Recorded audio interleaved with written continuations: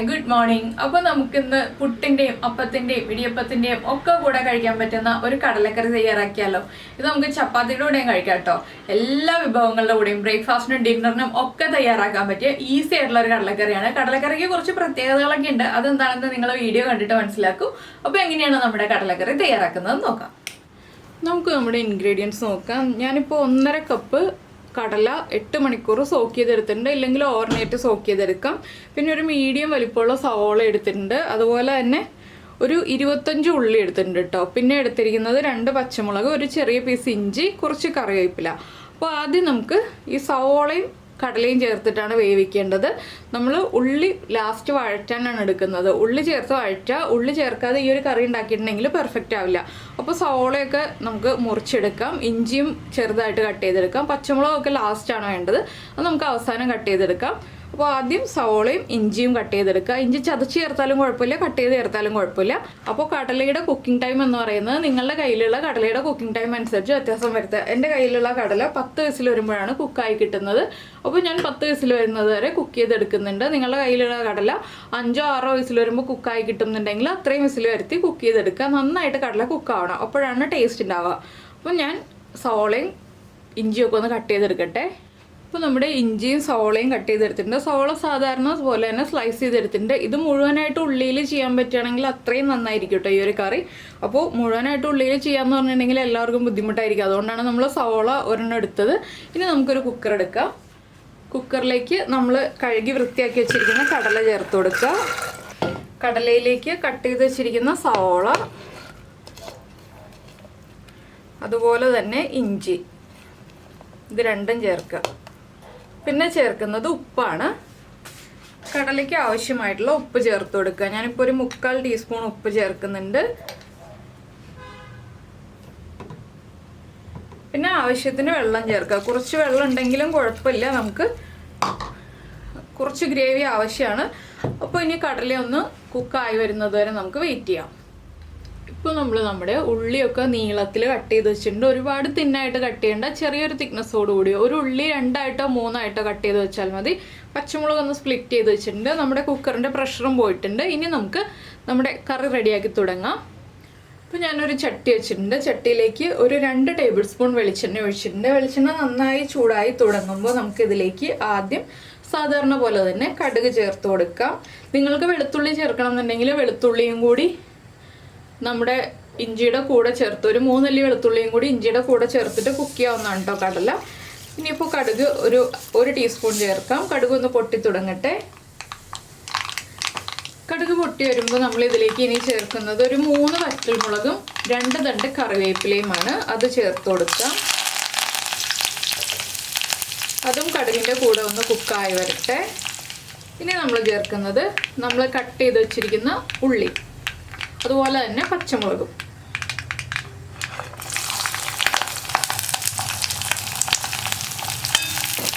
ഉള്ളിയിലേക്ക് ഇപ്പോൾ ഉപ്പൊന്നും ചേർക്കേണ്ട ആവശ്യമില്ല. ഉള്ളി ഒന്ന് കുക്കായി വന്ന് ഒന്ന് ബ്രൗൺ ആയി തുടങ്ങണം. ഒരുപാട് ബ്രൗൺ ആവണ്ട, ചെറുതായിട്ടൊന്ന് ബ്രൗൺ ആയി വരണം. അതുവരെ നമ്മൾ ഇളക്കി കൊടുത്തുകൊണ്ടേയിരിക്കുക. അപ്പോൾ ഉള്ളി ഒന്ന് കുക്കായി വരുന്നത് വരെ ഞാൻ ഇളക്കി കൊടുത്തുകൊണ്ടേ ഇരിക്കട്ടെ. ഇപ്പോൾ ഇതിലേക്ക് ഇൻഗ്രീഡിയൻസ് ഒന്നും ചേർക്കാനില്ല. പിന്നെ ഒരു കാര്യം എന്താണെന്ന് വെച്ചാൽ നിങ്ങളുടെ കയ്യിൽ പെരിഞ്ജീരകം പൊടിച്ചത്, നമ്മുടെ വലിയ ജീരകം ഫെന്നൽ സീഡ്സ് പൊടിച്ചതില്ല എന്നുണ്ടെങ്കിൽ കുറച്ച് മിക്സിയുടെ ജാറിലൊന്ന് പൊടിച്ച് വെച്ചോളൂ കേട്ടോ. ഈ ഒരു കറിയിൽ ഏറ്റവും ഇമ്പോർട്ടൻ്റ് ആയിട്ടുള്ള ഒരു കാര്യമാണ് പെരിഞ്ജീരകം പൊടിച്ചത്. അപ്പോൾ ചൂടാക്കിയിട്ടൊന്നും പൊടിക്കേണ്ട, ചൂടാക്കാതെ തന്നെ മിക്സിയുടെ ജാറിലൊന്ന് തരിതരിപ്പായിട്ട് പൊടിച്ചെടുക്കുക, ഫൈൻ പൗഡറായിട്ട് പൊടിക്കേണ്ട. അപ്പോൾ ഞാനിതെല്ലാം റെഡിയാക്കി വെക്കട്ടെ. ഇപ്പോൾ നമ്മുടെ ഉള്ളിയൊക്കെ ഒന്ന് കുക്കായി ചെറുതായിട്ടൊന്ന് കളർ മാറി തുടങ്ങുന്നുണ്ട്. ഈ ഒരു സ്റ്റേജിൽ നമുക്കിതിലേക്ക് പൊടികൾ ചേർത്ത് കൊടുക്കാം. ഫ്ലെയിം കുറച്ച് വയ്ക്കുക. ഇനി നമുക്കിതിലേക്ക് 1/2 ടീസ്പൂൺ മഞ്ഞൾപ്പൊടി, നമ്മൾ കടല വേവിച്ചപ്പോൾ മഞ്ഞൾപ്പൊടി ചേർത്തിട്ടില്ല. 1/4 ടീസ്പൂൺ മല്ലിപ്പൊടി, ഒരുപാട് മല്ലിപ്പൊടി വേണ്ട. ഞാനിപ്പോൾ 2 ടൈപ്പ് മുളക് പൊടി ചേർക്കുന്നുണ്ട്. എരിവുള്ള മുളക് പൊടി ഒരു 1/4 ടീസ്പൂൺ ചേർക്കുന്നുണ്ട്. കാശ്മീരി ചില്ലി പൗഡർ 1/2 ടീസ്പൂണും ചേർക്കുന്നുണ്ട്. നമ്മുടെ കറിക്ക് ഒരു കളർ ഉണ്ടാവാനാണ് കാശ്മീരി ചില്ലി പൗഡർ ചേർത്തത്. നിങ്ങൾക്ക് മുഴുവനേ ആയിട്ട് മതി മുളക് പൊടി എരിവുള്ളതെന്നുണ്ടെങ്കിൽ 1/2 ടീസ്പൂൺ എരിവുള്ള മുളക് പൊടി മാത്രം ചേർക്കാം കേട്ടോ. പിന്നെ ഒരു 1/2 ടീസ്പൂൺ ഗരം മസാലപ്പൊടി, 1/2 ടീസ്പൂൺ പെരുംജീരകം പൊടിച്ചത്. പെരുംജീരകം പൊടിച്ചത് 1/2 ടീസ്പൂൺ മാത്രം പോരാ, നമുക്ക് ഇനിയും വേണം. ഈ ഒരു കറിയിലേക്ക് തക്കാളി ഒന്നും ചേർക്കില്ല കേട്ടോ. തക്കാളി ഒന്നും ചേർക്കാതെയാണ് ഈ ഒരു കടലക്കറി റെഡിയാക്കുന്നത്. അപ്പോൾ ഇനി പൊടികളൊന്ന് കുക്കായി വരുന്നത് വരെ നമ്മളൊന്ന് ഇളക്കി കൊടുക്കുക. ലോ ഫ്ലെയിമിൽ വെച്ചിട്ട് 1 മിനിറ്റ് ഒന്ന് ഇളക്കി കൊടുത്ത് പൊടികളൊക്കെ നന്നായിട്ട് കുക്ക് ചെയ്തെടുക്കുക. പിന്നെ കടലക്കറിയിൽ ഗ്രേവി കുറവാണെന്നുണ്ടെങ്കിൽ നമ്മൾ ചൂടുവെള്ളം ചേർക്കാം കേട്ടോ, പച്ചവെള്ളം ചേർക്കരുത്.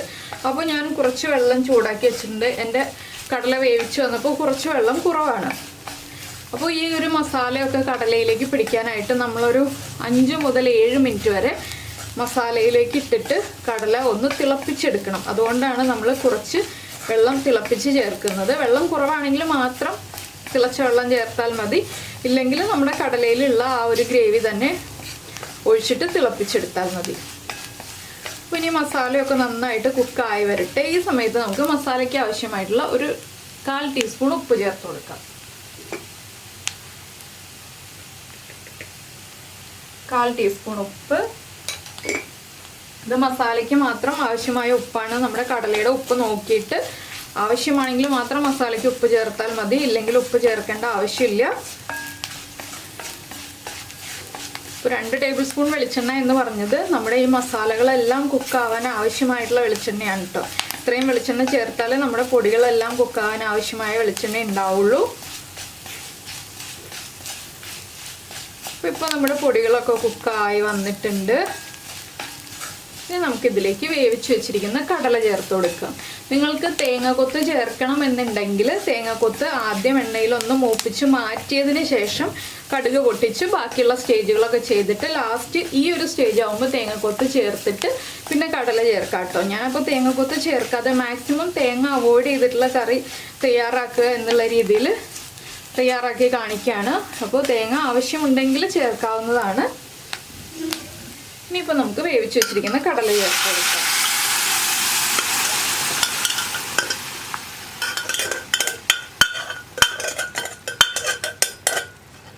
കടല ചേർത്തിട്ട് നന്നായിട്ടൊന്ന് ഇളക്കുക. ഇപ്പോൾ കണ്ടോ ഗ്രേവി വളരെ കുറവാണ്, അതുകൊണ്ട് ഞാൻ കുറച്ച് ചൂടുവെള്ളവും കൂടി ചേർത്ത് കൊടുക്കുന്നുണ്ട്.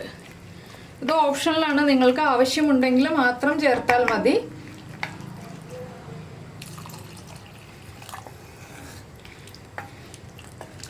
ഇനി ഉപ്പൊക്കെ ചെക്ക് ചെയ്യുക. ഒന്ന് തിളച്ച് വരുമ്പോൾ ഉപ്പ് കുറവാണെങ്കിൽ ഉപ്പ് വീണ്ടും ചേർത്ത് കൊടുക്കുക. എരിവ് കുറവാണെങ്കിൽ ഇനി കുരുമുളക് പൊടിയോ അല്ലെങ്കിൽ പച്ചമുളക് സ്പ്ലിറ്റ് ചെയ്തതോ മാത്രം ചേർക്കുക കേട്ടോ. മുളക് പൊടിയൊന്നും ചേർക്കരുത്. അപ്പോൾ നന്നായിട്ടൊന്ന് കറി തിളച്ച് ഒന്ന് കുറുകി വരുന്നത് വരെ നമുക്ക് വെയിറ്റ് ചെയ്യാം. അതിനുശേഷം ഉപ്പൊക്കെ ചെക്ക് ചെയ്തിട്ട് വേണം കറി തിളച്ച് കുറുകി വരുന്നത് വരെ വെയിറ്റ് ചെയ്യാൻ കേട്ടോ. ഉപ്പ് കറക്റ്റ് ചെയ്തില്ല എന്നുണ്ടെങ്കിൽ കടലയിലേക്ക് ഉപ്പ് പിടിച്ചു വരില്ല. അതുകൊണ്ടാണ് ഉപ്പ് ചെക്ക് ചെയ്ത് കറക്റ്റ് ചെയ്തിട്ട് തിളപ്പിക്കാൻ വെയിറ്റ് ചെയ്യേണ്ടത്. അപ്പോൾ ഇനി കുറുകി കഴിഞ്ഞിട്ട് നമുക്ക് കാണാം. അപ്പോൾ നമ്മുടെ കറി ഇതാ നന്നായിട്ട് തിളച്ച് എണ്ണയൊക്കെ തെളിഞ്ഞുകൊണ്ടിരിക്കുന്നുണ്ട്. അപ്പോൾ ഇനി നമുക്ക് ഒന്നുകൂടി ഒന്ന് ഇളക്കി മിക്സ് ചെയ്യാം.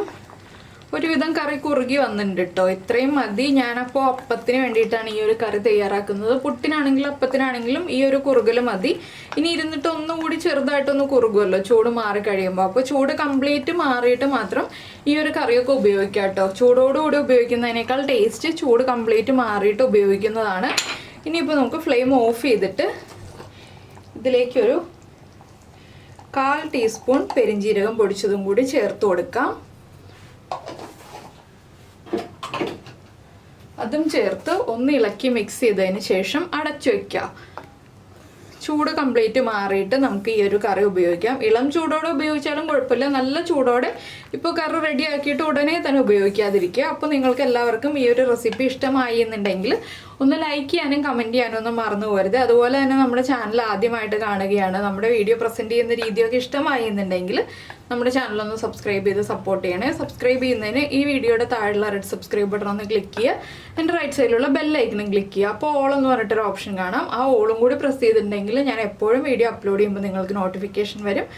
അപ്പോൾ എന്തായാലും നമുക്ക് നമ്മുടെ അടുത്ത റെസിപ്പിയുമായിട്ട് അടുത്ത ദിവസം വീണ്ടും കാണാം.